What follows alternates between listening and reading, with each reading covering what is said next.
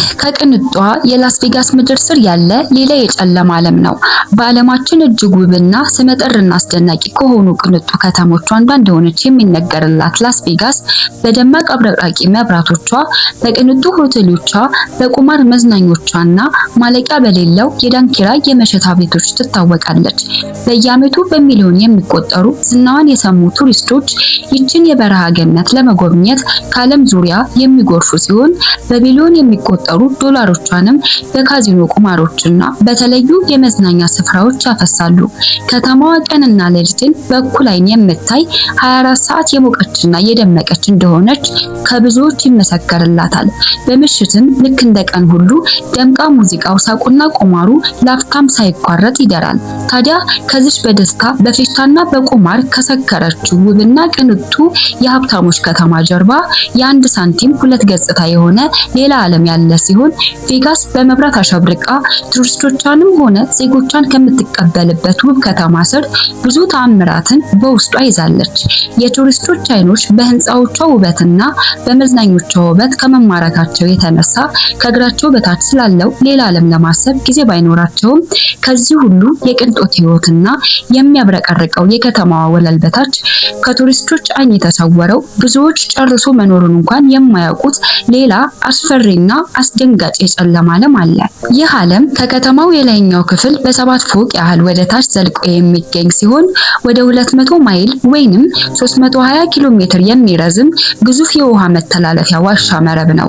በዚህ ስፍራ ላይ ፀሐይ ወጣች፣ ጨለማና ንጋት ብሎ ነገር ሳይኖር ህግና ስርዓት የሚባለው ነገር ድምፁ ሳይሰማ ህይወት እንዲሁ በዘፈቀደ የምትቀጥል ሲሆን እንደዚህ ባለው ሁኔታ ብዙ ጊዜያት ተቆጥረዋል። ይህ ቦታ የሞል ሰዎች መኖሪያ በመባል የሚጠራ ሲሆን እዚህ ቦታ ላይ የሰው ልጅ እንደ ፍልፈል ከምድር በታች መሬት ውስጥ ኑሮውን አድርጓል።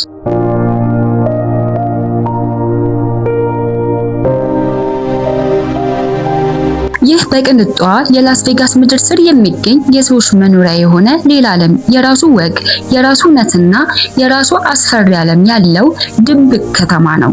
ከነዚህ ዋሻዎች ውስጥ ለመግባት የሚደረገው ጉዞ ልክ ወደ ሌላ ፕላኔት ወይንም ወደ ገሃነም ደጅ እንደመውረድ የሚቆጠር ሲሆን ገና ከመግቢያው ሲጀመር የሚሸተው መጥፎ ጠረንና ሽታ የአካባቢውን አስከፊነት ወዲያውኑ ያሳብቃል። ሌላኛው የከተማው ጩኸትና ፌሽታ ቀስ በቀስ እየራቀ ሲሄድ በምትኩ የውሃ ጠብታ ድምጽና የገዛ እግር ኮቴ ብቻ የሚሰማበት ሲሆን ወደ ውስጥ በገቡ ቁጥር ብርሃኑ እየጠፋ ሄዶ የባትሪ መብራት ከሌለ በቀር አንዳች ነገር ማየት የማይቻልበት ደረጃ ላይ ይደረሳል። ይህ ፍጹም የሆነ ጨለማ ለነዋሪዎቹ መደበኛ ህይወት ሲሆን አንዳንዶቹ ለወራት ወይንም ለዓመታት የፀሐይ ብርሃንን ስላላዩ ቆዳቸው ወደ ግራጫነት የሚቀየርበት ስፍራ ነው። በዚህ ጥልቀት ውስጥ የፖሊስ ሬዲዮና የሞባይል ስልኮች አገልግሎት ከመቋረጡ ቦታው ለወንጀል ምቹና ከህግ ቁጥጥር ውጪ የሆነ ዞን አድርጎታል።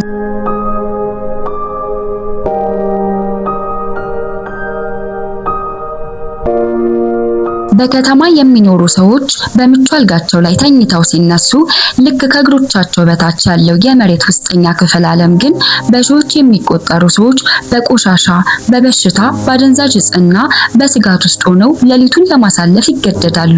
እነዚህ ግዙፍ የኮንክሪት ቱቦዎች የተገነቡት ለከተማው የጎርፍ መከላከያ አገልግሎት እንዲውሉ ታስበው ይሁን እንጂ ሰው እንዲኖርባቸው አልነበረም። የላስ ቬጋስ አፈር ጠንካራ ከመሆኑ የተነሳ የዝናቡን ውሃ በቀላሉ ወደ ውስጥ ማስገባት ስለማይችል አልፎ አልፎ የሚከሰት ድንገተኛ ጎርፍ ከተማዋን እንዳያጥለቀልቅ በማሰብ እነዚህ ዋሻዎች ተዘርግተዋል። ነገር ግን ጊዜን እየወለደ ሲሄድ መጠለያ ያጡ፣ በአደንዛዥ ዕፅ የተጠቁ፣ መድረሻ የጠፋባቸውና የላስ ቬጋስ ቁማር ማንነታቸውን የነጠቃቸው የተለያዩ አይነት ሰዎች በእነዚህ ባዶ ቱቦዎች ውስጥ እንደ ቤታቸው በመቀበል የራሳቸው ሌላ ዓለም ፈጥረዋል። ብዙዎች መታወቂያና ወይንም አይዲ ስለሌላቸው በመደበኛው ዓለም ስራ ማግኘቱም ሆነ ቤት መከራየት ስላልቻሉ ይህን ኑሮ አሜን ብለው ተቀብለዋል። በዚህ ምክንያት ከስርዓቱ እንደተሰረዙና እንደተረሱ ሰዎች ተቆጥረው በዚህ ጨለማ ውስጥ ለመኖር ተገደዋል። አንዳንዶቹ በዚህ ጨለማ ውስጥ ተወልደው ብርሃን ምን እንደሆነ በደንብ ሳያውቁ ያደጉ ሲሆን በዋሻ ውስጥ ያለው ህይወት እጅግ ፈታኝ፣ ውስብስብና አደገኛ ከመሆኑ የተነሳ የዕለት ጉርስ እንኳን ለማግኘት ከባድ ነው። እያንዳንዱ እያንዳንዱ ዋሻ፣ አንዳንድ ሰፈር የራሱ ስያሜ፣ የራሱ ድንበርና የራሱ ማንነት ያለው ሲሆን ይህንንም ጨለማ መንገድ የሚያውቀው ነዋሪው ብቻ ነው። ልምድ ያለው ነዋሪ ምንም አይነት የፀሐይ ብርሃን ሳያይ ከመሬት በታች ብቻ በመጓዝ ጨለማውን የላስ ቬጋስ ከተማ ማዳረስ ቢችልም ነገር ግን መንገዱን ማወቅ ብቻ ለደህንነት ዋስትና አይሆንም። አንዳንዶች ዋሻዎች በአንጻራዊነት ሰላማዊ ሲሆኑ፣ ሌሎቹ ግን በወንጀለኞች የተሞሉና ማንም የማይዳፈራቸው ናቸው።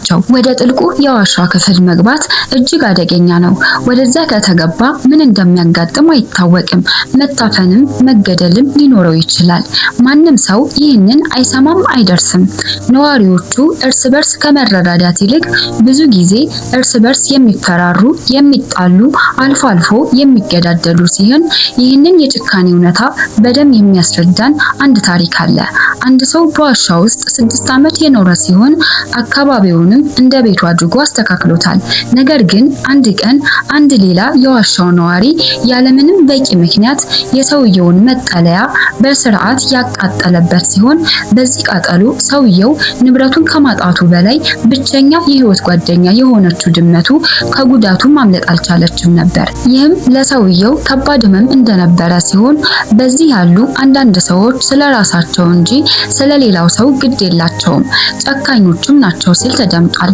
ሰዎች ለጥቂት ዶላሮች ለብስክሌቶች ወይንም ለአደንዛዥ ሲሉ እርስ በርስ የሚጨካከኑ ሲሆኑ በዚህ ዋሻ ውስጥ ብስክሌት እንደ መኪና ስለሚቆጠርና በጨለማ ውስጥ ረጅም ርቀት ለመጓዝ አድካሚ በመሆኑ ለብስክሌት ሲባል ሰዎች ሁሉ ይመታታሉ፣ ይዘራረፋሉ፣ አንዳንዴም ነፍስ እስከ ማጥፋት ይደርሳሉ።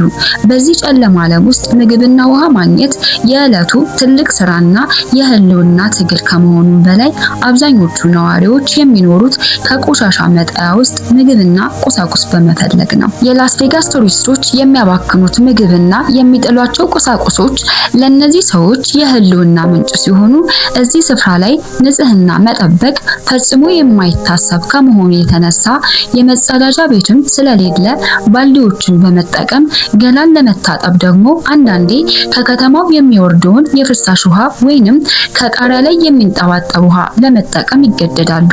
አካባቢው እጅግ ንጽህናው የተጓደለ በመሆኑ ስፍራው በቆሻሻ ባገለገሉ መርፌዎችና በሞቱ አይጦች የተሞላ ሲሆን ከሁሉም በላይ ግን የሚከፋውና ቆሻሻውን አደገኛ የሚያደርገው ድንገተኛ ጎርፍ ሲሆን ዋሻዎቹ የተሰሩት ውሃውን ለማሳለፍ ስለሆነ በላስ ቬጋስ ከተማ ላይ ዝናብ ላይ ዘንብ ቢችል እንኳን በ15 ማይል ርቀት ላይ የሚገኙት ተራሮች ላይ የሚዘንብ ዝናብ በደቂቃዎች ውስጥ ወደ እነዚህ ዋሻዎች ውስጥ ይወርዳልና ከፍተኛ ጉዳት ሊያስከትል ስለሚችል ህይወታቸው በማንኛውም ሰዓት አደጋ ውስጥ ነው።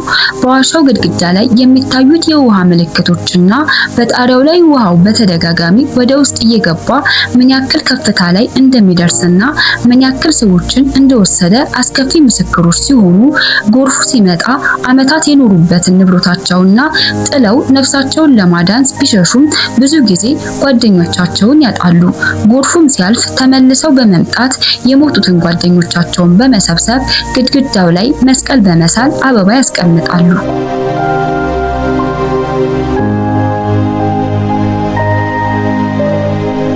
ይህ ጨለማና አስቸጋሪ ህይወት የሰዎችን አእምሮ የሚጎዳ ሲሆን ለረጅም ጊዜ ያለ ፀሐይ ብርሃን መኖርና ካሁን አሁን ጎርፍ መጣ እያሉ የሰቀቀን ህይወትና ንጽህናው ባልተጠበቀ ኑሮ ከሱስ ጋር መኖር አእምሮንና ጤናን የሚያቃውስ ሲሆን ጨለማው ራሱ እንደ አንድ ህያው አካል ሆኖ ሰዎችን የሚውጥ የማሰብ ችሎታቸውን የሚቀይር እንደሆነ መገመት ከባድ አይደለም። አደንዛዥ ከመጠን በላይ ወስደው ሰዎች ሲወድቁ ማየትም የተለመደ ነገር ነው። የላስ ቬጋስ የመሬት ውስጥ ዋሻዎች ታሪክ የዘመናዊ ዓለም ጥልቅ እንቆቅልሽና አሳዛኝ እውነታ ሲሆን ከላይ ያሉት ሰዎች ሀብታቸውን ለመዝናናትና ለቁማር ሲያባክኑ ከታች ያሉት ደግሞ ያንን የተጣለ ምግብ እየለቃቀሙ ለመኖር ይፋለማሉ። ታዲያ በቅንጦት መብራቶች ደምቃ ከምትውለው ቬጋስ ስር የሚገኙ እነዚህ ዋሻዎች የሰው ልጅ የመላመድን ችሎታ ከማሳየት ባለፈ የዓለምን እውነተኛ ገጽታ የሚያሳይ ሲሆን የከተማዋ እውነተኛ ገጽታ በመብራቶቿ ብቻ ሳይሆን በስሯ በተሸሸጉ ድምጻቸውን በማያ ሳያሰሙ መታወቂያ በሌላቸውና በየቀኑ ከሞት ጋር ከሚታገሉት በእነዚህ ሰዎች የዋሻ ነዋሪዎችም ጭምር ይገለጻሉ። ፈጣሪ ምድርን እኩል ኑሩባት ብሎ በፈጠራት እኛ ግን ባስቀመጥነው ድንበር አንዱ ከላይ ሆኖ በቅንጦት ሲያብድ፣ ሌላኛው ደግሞ በዛው ምድር ስር በሰቀቀን ይኖራል። እናም ይህ የህይወት አንዱ ህግ እንደሆነም ጭምር ማሳያ ነው።